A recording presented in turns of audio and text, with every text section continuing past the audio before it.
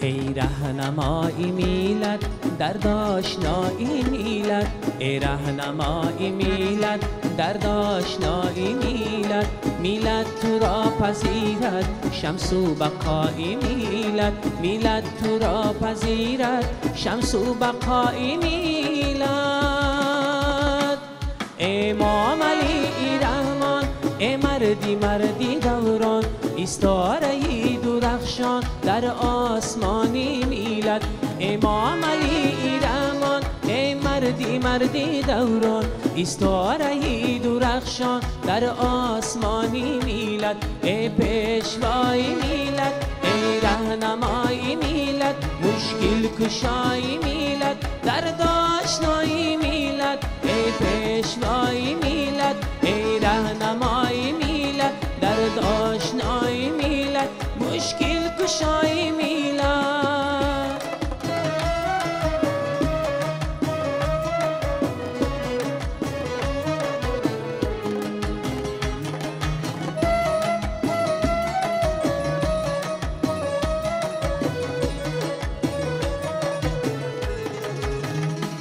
بالاست پرچمی ما چون آفتابی تو ما، هم خونی یاریانم پیوندی عالی ساما.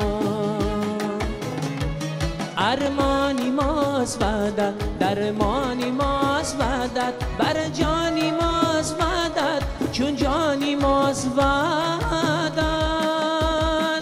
دامی تو در کتابی اصلی نمین بیماند، چون نوری آفتابی این سرزمین بیماند. ما را جهان شناسد با نام تاجیکستان، با اسم پیشوایی امام علی رحمان. ای رهنمای میلاد درد آشنایی میلاد، ای رهنمای میلاد درد آشنایی میلاد، میلاد تو را پذیرد شمس و بقایی میلاد، میلاد تو را پذیرد شمس و بقایی میلاد. امام علی رحمان ای مردی مردی دوران، ایستاره درخشان در آسمانی میلاد.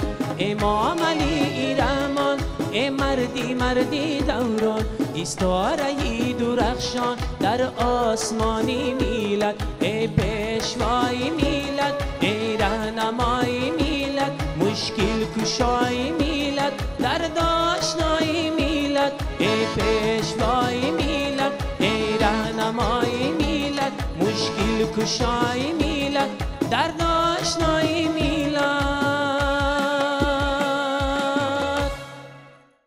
با کمال ادب و احترام خاص تاجیکانه درود میگوییم به همه شما دوستان عزیز، همدیاران نهایت عزتمند ما.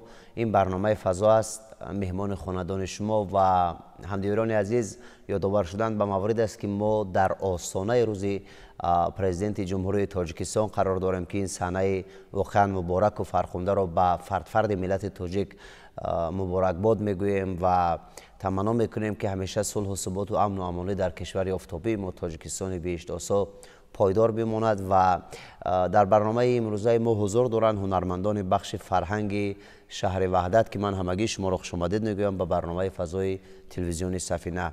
سرود نخستین را راهبر بخش موسیقی قصر فرهنگ اهل دین برنایان در وصف پیشوای ملت سراییدند که واقعا خیلی زیبا و خیلی تأثیر بخش بود و همچنین حضور دارند استاد عزتمند ما نظامالدین دولتزاده ادیب که شان و خیر مقدم میگویم به تلویزیون سفینه و سپاس میگویم برای همکاری.